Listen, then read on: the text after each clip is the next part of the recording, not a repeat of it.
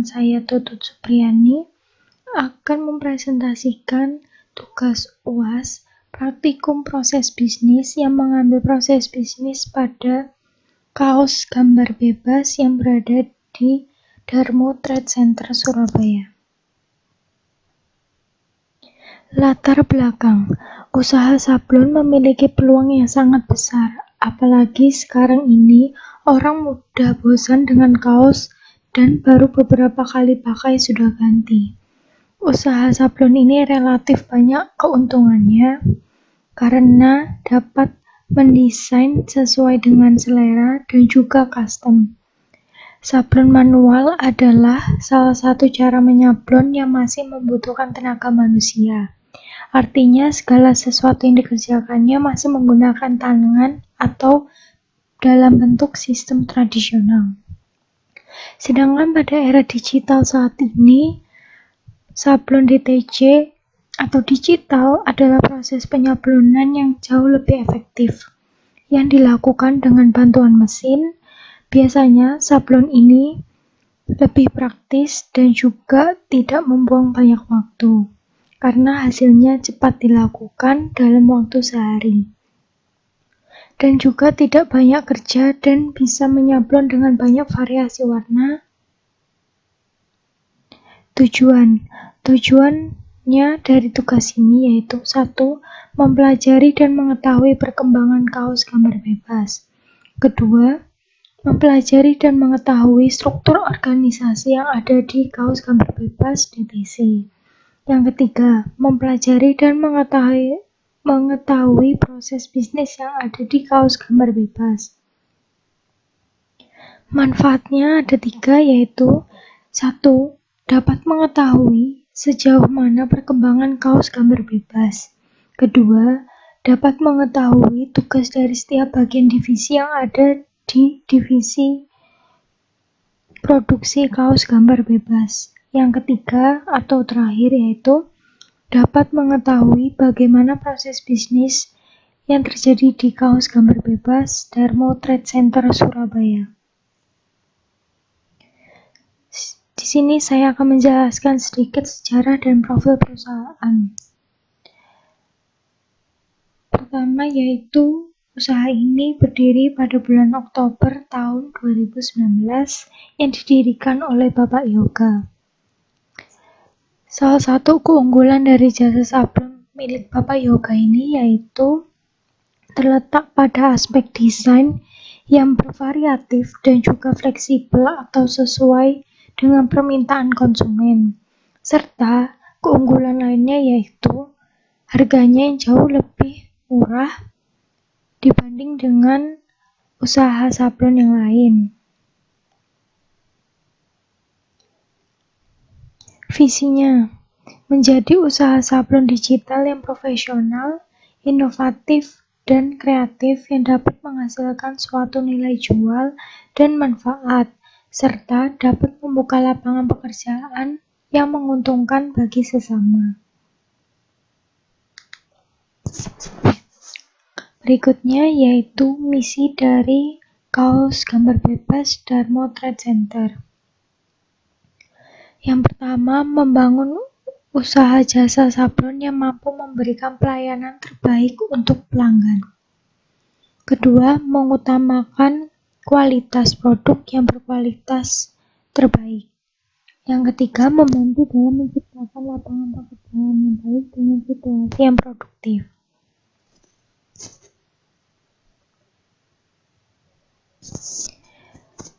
Struktur organisasi yang ada di kaos gambar bebas milik Bapak Yoga ini, yang pertama biasanya owner atau pemilik,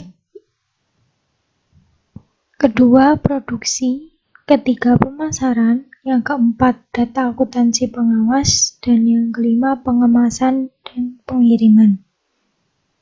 Di sini saya akan menjelaskan sedikit gambaran proses apa saja yang dilakukan setiap divisinya. Untuk divisi produksi yaitu memilih bahan baku dan juga mendesain. Divisi pemasaran yaitu menganalisis pangsa pasar, melakukan promosi, baik secara online dan juga offline di sosial media atau berupa media cetak. Yang ketiga yaitu pelayanan yang baik. Untuk tugas dari data dan akuntansi sendiri yaitu untuk pendataan, dapat menyusun laporan hasil kegiatan pada seluruh proses bisnis yang sedang dilakukan.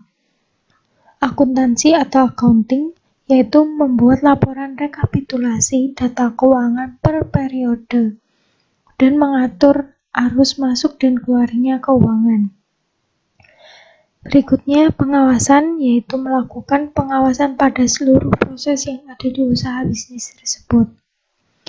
Untuk divisi pengemasan dan pengiriman, untuk divisi pengemasan melakukan proses pengemasan produk dengan baik dan juga rapi, agar pada saat pengantaran barang pesanan tidak mengalami kerusakan.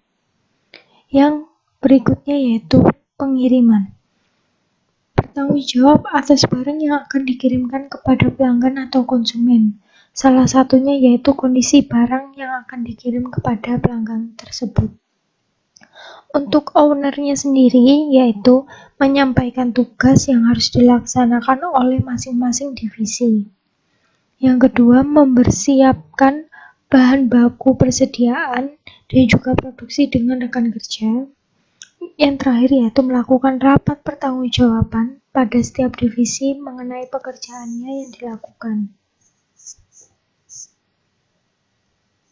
Berikut gambaran foto produk yang dihasilkan oleh kaos sablon bebas ini.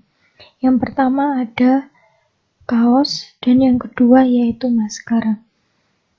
Usaha bisnis ini berfokus pada produk kaos. Untuk masker ini dilakukan pada saat pandemi saat ini karena sedang menjadi incaran banyak orang yang tidak ingin masker yang digunakannya bersifat monoton, sehingga banyak sekali perusahaan maupun organisasi yang memanfaatkan sablon untuk dijadikan sebagai logo atau nama dari perusahaan tersebut, dan dapat juga dilakukan untuk media promosi. Di sini ada alat dan juga bahannya. Di sini ada yang berwarna-warni yaitu lembar polyflex yang digunakan untuk mendesain dan juga menggambar desain yang telah ditentukan. Di sini yang kedua ada mesin print untuk mencetak secara digital desain yang telah disiapkan. Yang terakhir yaitu alat penghangat untuk menyetrika hasil sablon yang telah dicetak. Di sini akan masuk ke sesi proses bisnis. Apa saja yang harus dilakukan? Terdapat 5 proses bisnis yang dilakukan. Yang pertama, proses persediaan. Kedua, proses produksi. Yang ketiga, proses pemasaran. Keempat, proses penjualan. Dan yang kelima, proses pengiriman. Untuk proses yang pertama yaitu proses persediaan. Di sini yang dilakukan adalah pada proses persediaan yang dilakukan oleh toko kaos gambar bebas milik Bapak Yoga dilakukan dengan cara owner melakukan proses pemesanan bahan-bahan yang akan digunakan dalam proses produksi. Ya, seperti contohnya mensuplai kaos berbahan katun combat 30S dan juga polyflex untuk media sablonnya. Setelah memesan bahan-bahan tersebut, si owner datang menuju toko kaos polos yang sudah menjadi langganannya. Kemudian, di sana owner melihat langsung kualitas dan juga harga yang akan ia pesan. Untuk bahan polyflex tidak bisa diorder langsung di toko atau offline, jadi harus membelinya secara online. Untuk bahan yang bisa dibeli secara offline yaitu kaos cotton combat 30S. Untuk proses transaksi pada bahan-bahan yang dibeli yaitu untuk pembayaran kaosnya bisa menggunakan dua metode yaitu transfer dan juga cash atau tunai. Untuk bahan polyflex sendiri dilakukan secara transfer atau online, kemudian barang diproses, dan jika barang yang dipesan melebihi muatan yang akan dibawa oleh owner, maka akan dibantu membawa oleh kurir dan diantarkan menuju ke tokonya. Jika barang telah sampai ke toko, maka bahan tersebut siap untuk diproduksi.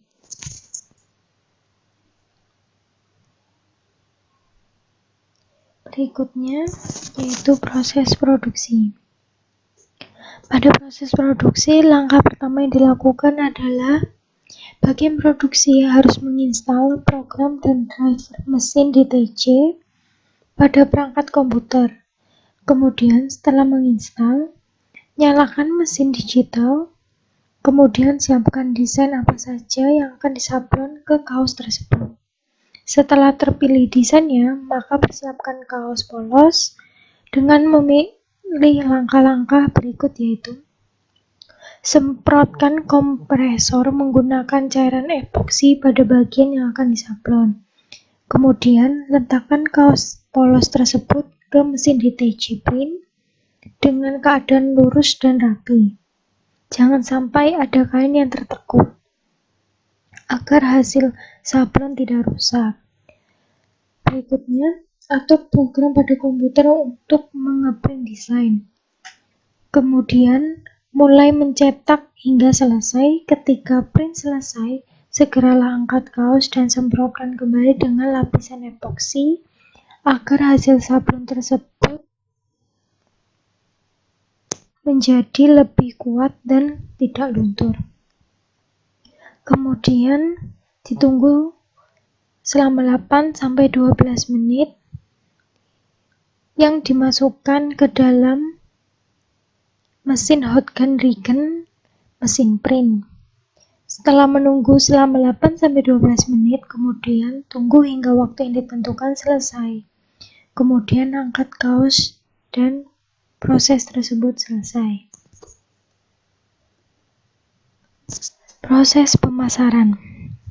Proses pemasaran yang dilakukan oleh jasa sablon ini menggunakan dua cara yaitu pemasaran online dan juga offline. Untuk pemasaran online yang dilakukan yaitu memposting informasi mengenai produk dan juga memasarkan produk di sosial media. Sosial media yang dimiliki oleh jasa sablon ini yaitu WhatsApp dan juga Instagram. Sedangkan untuk cara offline dapat dilakukan dengan cara WOM atau word of mouth.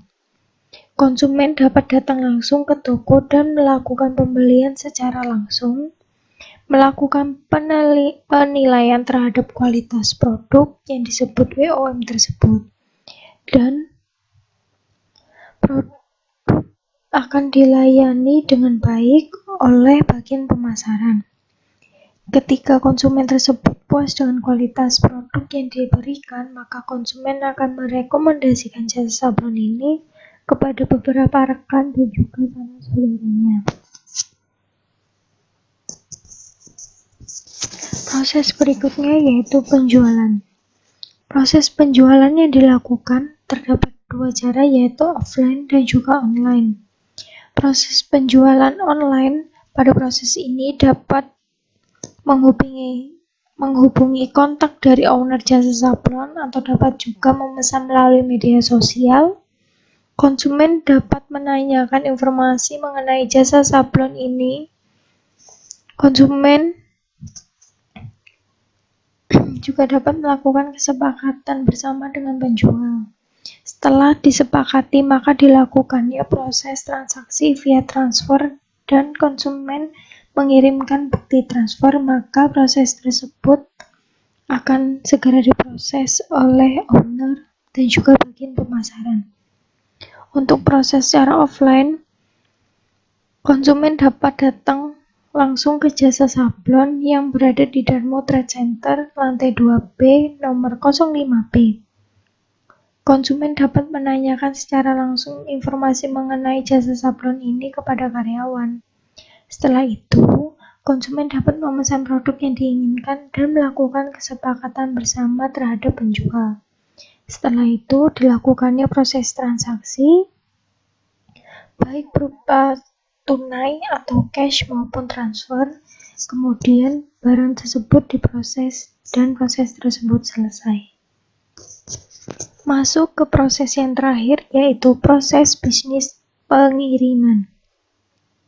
Proses pengiriman yang dilakukan oleh jasa sablon kaos gambar bebas ini menggunakan dua cara, yaitu menggunakan kurir dan juga COD atau cash on delivery. Cara pertama yaitu pengiriman yang berada di luar kota menggunakan jasa kurir berupa JNE dan juga JNT. Proses pengiriman melakukan waktu 3-5 hari, sedangkan pengiriman yang berada di dalam kota menggunakan kurir yaitu Grab ataupun Gojek yang disebut GoSend. Konsumen akan memesan layanan jasa kurir tersebut melalui aplikasi yang berada di Play Store atau aplikasi di HP konsumen. Setelah itu, konsumen dapat mengirim alamat lengkap dan juga list barang apa saja yang dibeli.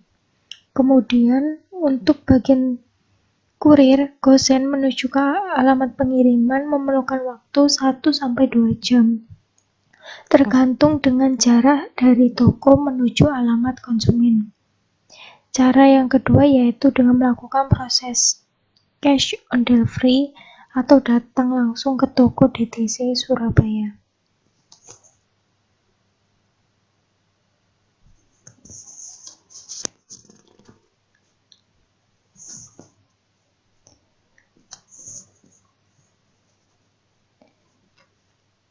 Untuk pembahasan yang terakhir yaitu SWOT, Strength, Weakness, Opportunity, dan Threats.